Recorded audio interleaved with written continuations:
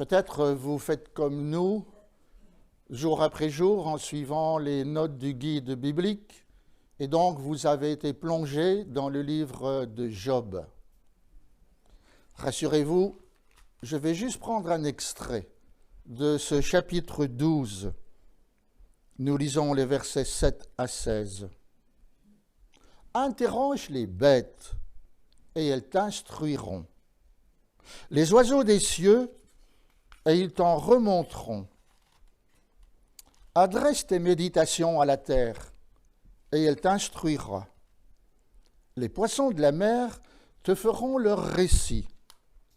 Parmi eux tous, qui ne sait que c'est la main de l'Éternel qui a fait toutes ces choses?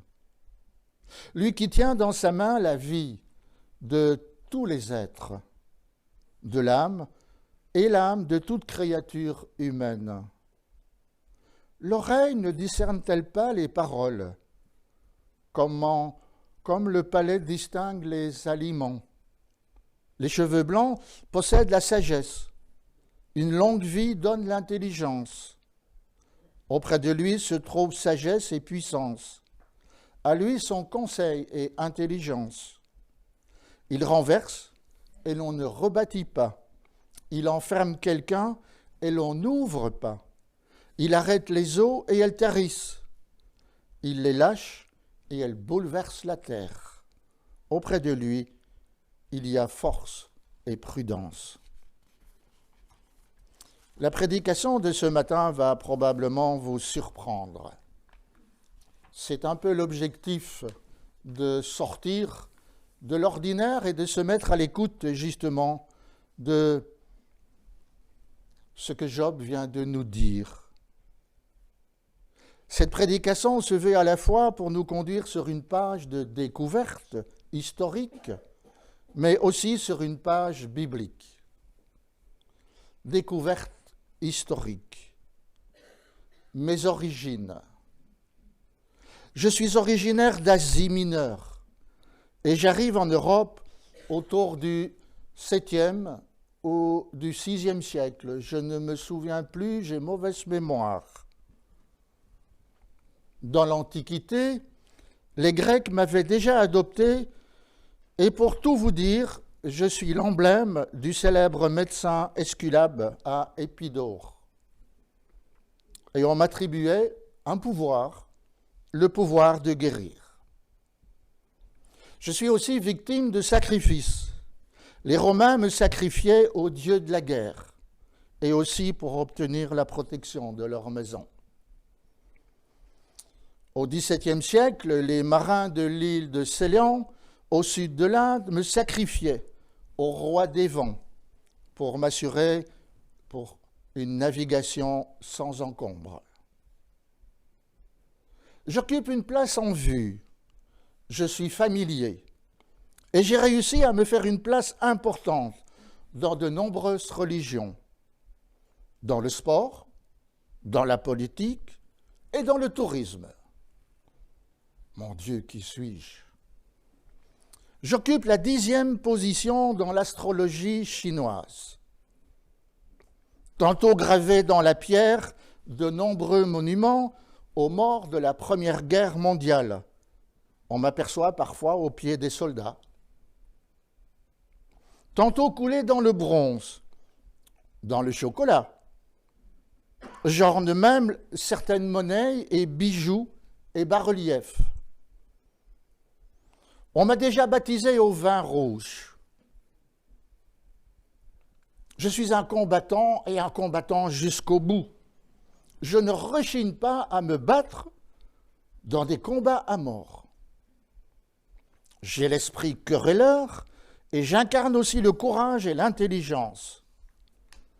Parfois, je dérange. On m'attaque en justice. Doué d'une forte personnalité, je sais me faire entendre, au point parfois de déranger plus d'un habitant. Je fais parfois l'objet de conflits de voisinage. Et votre justice humaine tranche, tantôt en ma faveur, tantôt à me faire disparaître. Mais qui suis-je? Quelqu'un a peut-être une idée, mais sans le dire, ok. Eh bien, on va continuer et nous allons maintenant aller en Moravie, qui est actuellement la République tchèque. Dans un temps reculé, un magistrat eut le malheur d'égarer le sceau de la ville. En colère, les habitants s'accordèrent pour le pendre, et la potence était dressée, et le prêtre accompagna le condamné au supplice. Ce jour-là, j'ai sauvé le magistrat. Ce jour-là, j'ai sauvé le magistrat. Et j'ai permis au sceau égaré d'être retrouvé. Depuis cet événement, je figure dans les armoiries de la ville. Allez, poursuivons notre recherche. Je chante dans toutes les langues. Je chante en norvégien. Kikeliki. Je chante en russe. Kukareku. Je chante en lituanien. Kakarieku. Eh oui, je suis l'emblème de la région wallonne et de la communauté française de Belgique. Quelqu'un a dit un jour à mon sujet, je suis le seul animal qui est capable de chanter sur un tas de fumier. Vous l'avez découvert, c'est le coq. J'attendais à ce que quelqu'un dise le coq wallon.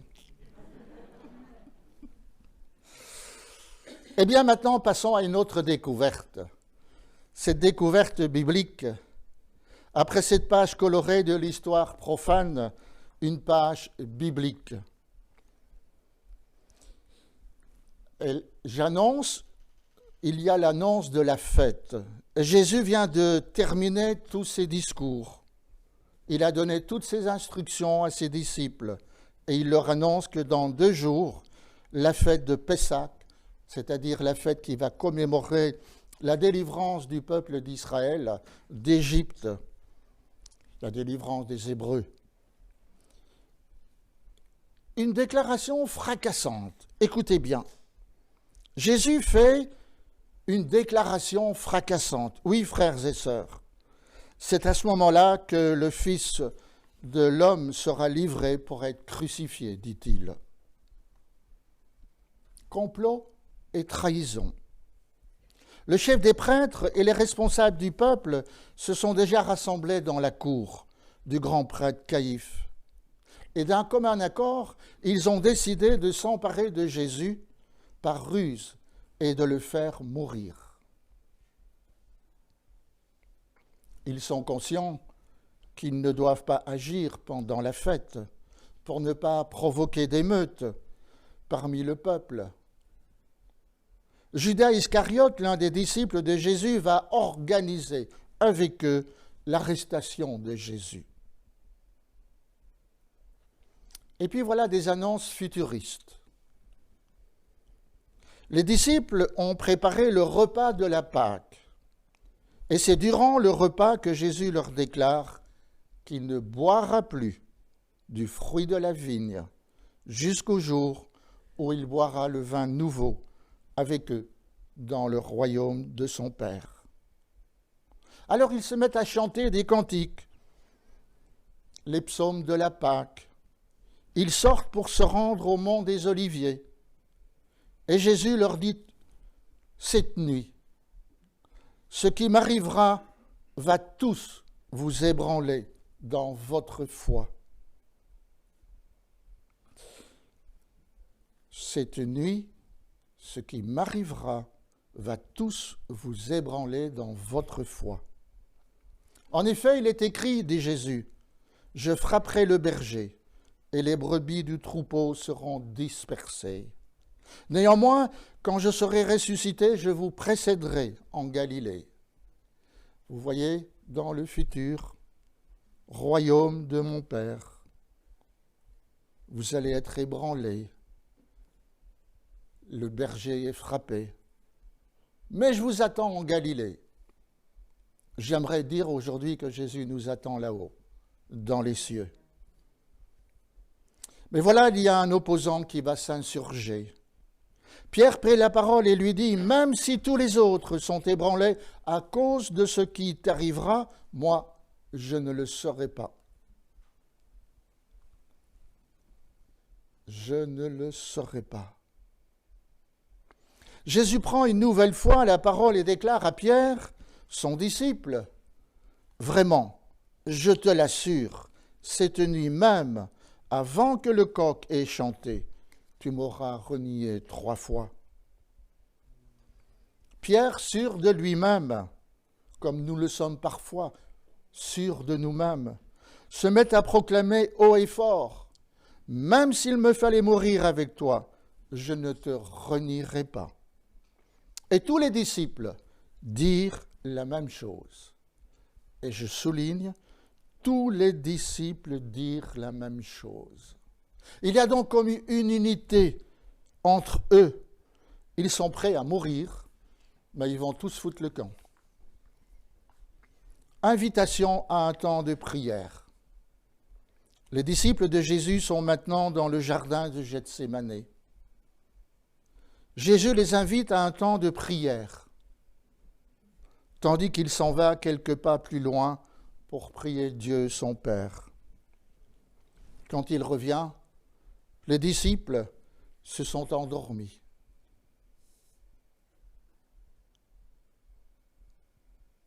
Jésus nous donne des invitations à un temps de prière. Le traître est démasqué. Jésus leur annonce que l'heure est venue où le Fils de l'homme est livré entre les mains des pécheurs. Et il ajoute, « Celui qui me trahit est là. » Le baiser du traître désigne celui qui sont venus l'arrêter. Pierre dégaine son épée, frappe le serviteur du grand prêtre et lui emporte l'oreille. Paf! Je te suivrai partout, j'ai déjà mon épée et tu vas voir, Seigneur. Jésus lui dit, remets ton épée à sa place, car tous ceux qui se serviront de l'épée mourront par l'épée. Là-dessus, Jésus dit à la troupe, me prenez-vous pour un bandit, pour que vous soyez venus en force avec épée et gourdin, afin de vous emparer de moi? J'étais assis chaque jour dans la cour du temple pour donner mon enseignement, et vous ne m'avez pas arrêté. Mais tout ceci est arrivé pour que les écrits des prophètes s'accomplissent. Pour que les écrits des prophètes s'accomplissent. Alors tous les disciples l'abandonnèrent et prirent la fuite. Jésus se retrouve maintenant devant le grand conseil. Ceux qui avaient arrêté Jésus le conduisirent devant Caïphe, le grand prêtre, chez qui les spécialistes de la loi et les responsables du peuple se sont déjà rassemblés. Pierre suit de loin, jusqu'au palais du grand prêtre. Il entre dans la cour, il s'assit au milieu des gardes pour voir comment tout cela finirait. Curieux cet homme, ce disciple. Et il entend que Jésus est condamné à mort sur faux témoignage et sur des paroles qu'il aurait prononcées mais dont le sens a été tordu. Et je pense à tous ces chrétiens persécutés, victimes de violences. C'est le dimanche des chrétiens persécutés aujourd'hui. Oui, je pense à eux, condamnés sous faux témoignages, sur des paroles tordues qu'ils ont prononcées. Alors face aux faux témoignages et aux questions du grand prêtre, Jésus garde le silence. Le silence est d'or, comme on l'entend souvent. Le grand prêtre semble péter les plombs, pardonnez-moi l'expression. Il déchire ses vêtements après avoir entendu Jésus dire « Je vous le déclare, à partir de maintenant, vous verrez le Fils de l'homme siéger à la droite du Tout-Puissant et venir en gloire sur les nuées du ciel. » Il n'en faut pas plus pour que le grand prêtre déclare que Jésus est un blasphémateur et passible de mort. Jésus devient alors la victime innocente des pires maltraitances. Il est frappé, giflé, reçoit des crachats au visage. Jésus devient la victime innocente des pires maltraitances. Frappé, giflé, il reçoit des crachats au visage. Situation scabreuse. Durant ce temps, Pierre est resté assis dehors, dans la cour intérieure du palais du grand prêtre. Une servante s'approche de lui et dit « Toi aussi tu étais avec Jésus le Galiléen ». Mais Pierre se met à le nier devant tout le monde. « Je ne vois pas ce que tu veux dire. » Puis, comme Pierre se dirige vers le porche pour sortir, une autre servante l'aperçoit et dit à ceux qui sont là, « Et en voilà un qui était avec Jésus de Nazareth. » Après un moment, ceux qui se tenaient dans la cour s'approchèrent de Pierre et lui dirent, « C'est sûr, toi aussi, tu fais partie de ces gens-là. C'est évident, il suffit de t'entendre et de te reconnaître à ton accent. » Alors Pierre se mit à dire, « Je le jure, je ne connais pas cet homme. » Trop tard, le coq chanta.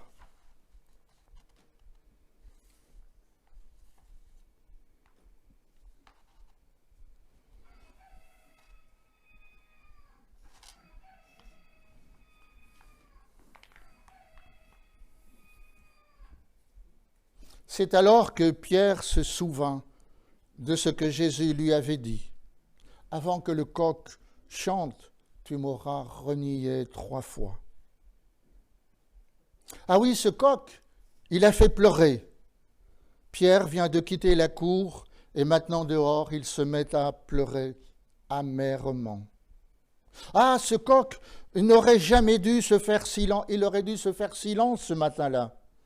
Non, c'est impossible de faire taire un coq. L'aurore qui se lève le pousse à chanter. Il paraît même qu'il a 3 périodes dans la journée qui poussent un coq à chanter. Voici maintenant le jour des 4 victoires.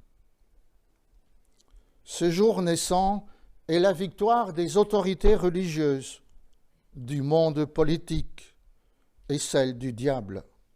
Et le roi Hérode, nous dit la parole, se réconcilie avec Pilate, le gouverneur. Et tout ça sur le dos de Jésus, l'innocent. C'est le jour des cris. Si tu es le Fils de Dieu, descends de la croix. C'est le jour où 2 criminels se parlent du haut du gibet et poussent l'un des deux à confesser son crime et à implorer la grâce de Dieu. Le cocorico du coq est venu percer l'obscurité dans le cœur de Pierre, disciple de Jésus. Ce coq qui vient de chanter pousse Pierre à réaliser non seulement sa lâcheté, mais aussi la véracité poignante des avertissements que Jésus lui avait adressés quelques heures auparavant. Et puisqu'il faut conclure, du moins cette première partie, frères et sœurs, aujourd'hui le coq chante toujours au lever du jour. Il chante, et s'il chantait pour réveiller les chrétiens endormis, bienheureux ceux qui veillent, les reins sains et les lampes allumées, nous dit un docteur, Luc, l'évangéliste. Bienheureux ceux qui veillent, les reins sains et les lampes allumées. Ils attendent celui qui vient. J'ai bien aimé tout à l'heure, quelqu'un a dit qu'il allait revenir et qu'il l'attendait, que ce soit toujours notre vœu, notre désir, et une réalité. Combien nous sommes en danger de perdre de vue pratiquement que le Seigneur va venir, et par suite de nous assoupir et nous endormir. Sachons toujours reconnaître, frères et sœurs, dans notre vie la véracité des paroles que Dieu nous adresse. Il dit, et la chose s'accomplit, en son temps, en son heure. Le signe du reniement de Pierre trône sur les clochers des églises et des villes et des villages. Oui, cocorico, cocorico, cocorico. Réveillons-nous et reprenons la route si nous nous sommes endormis au cours de la semaine, endormis pour ne pas avoir entendu la parole que Dieu nous adressait comme un avertissement. Et puis vous connaissez bien l'autre expression, sauter du coq à l'âne. Maintenant, avec une poignée d'humour, accepterez-vous cette expression au milieu de nous? C'est de cette deuxième bête que je voudrais vous parler. Je ne vous parlerai pas des origines de l'âne, car peut-être en sommes-nous un, ou en avons-nous été un? Je parle de l'école. Mauvais élève, avec le bonnet d'âne. Moi, je n'ai pas eu de bonnet d'âne, mais j'ai eu la tête dans le seau d'eau qui était utilisé pour nettoyer le tableau. C'est vrai. Si dans la Bible, nous trouvons 90 références concernant cet animal, 90 fois dans la Bible, on parle de l'âne. C'est donc que cet animal est important aux yeux de Dieu. D'abord, l'âne dans un commandement. Il fait l'objet d'un commandement. Exode 22, verset 4. Tu ne convoiteras point la maison de ton prochain, ni sa femme, ni son serviteur, ni sa servante, ni son bœuf, ni son âne, ni aucune chose qui appartienne à ton prochain. Et Job déclare que l'homme a l'intelligence d'un fou et qu'il est né comme le petit d'un âne sauvage. L'homme a l'intelligence d'un fou et il est né comme le petit d'un âne sauvage. Si l'âne est souvent une bête utilisée pour le travail, il l'est aussi comme compagnon de voyage. Voici un beau matin qui se lève, et un certain Balaam s'est levé et a scellé son ânesse. Il va voyager avec 2 de ses serviteurs et les dignitaires de Moab, venus le voir pour lui confier une mission, la mission d'aller maudire le peuple d'Israël. Une ânesse qui voit clair. Dieu est en colère, eh oui, en voyant Balaam partir.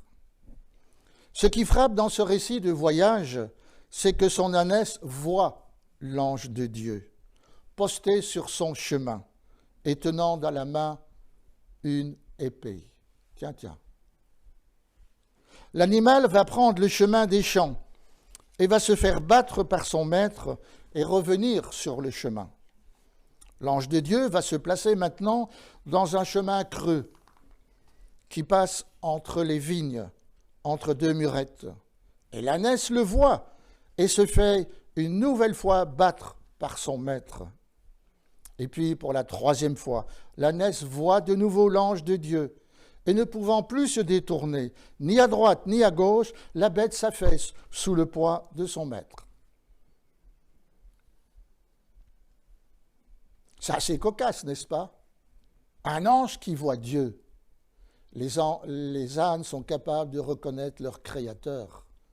Et nous, sommes-nous capables de reconnaître notre Dieu qui nous a créés, tissés dans le sein de notre mère?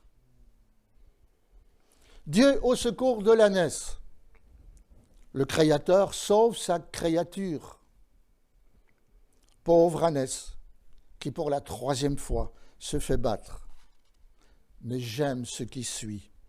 En effet, le texte nous dit que Dieu fit parler l'ânesse. S'ensuit un merveilleux dialogue entre la bête et son maître. Dieu vient au secours de l'animal en permettant à Balaam de voir l'ange du Seigneur. Jusque-là, il ne l'avait pas vu. Peut-être que nous n'arrivons pas toujours à voir Dieu présent sur nos routes. Alors Balaam maintenant reconnaît son péché.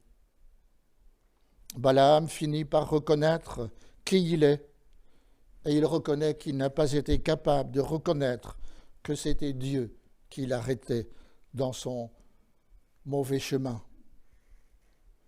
Oui, frères et sœurs, Dieu est à reconnaître.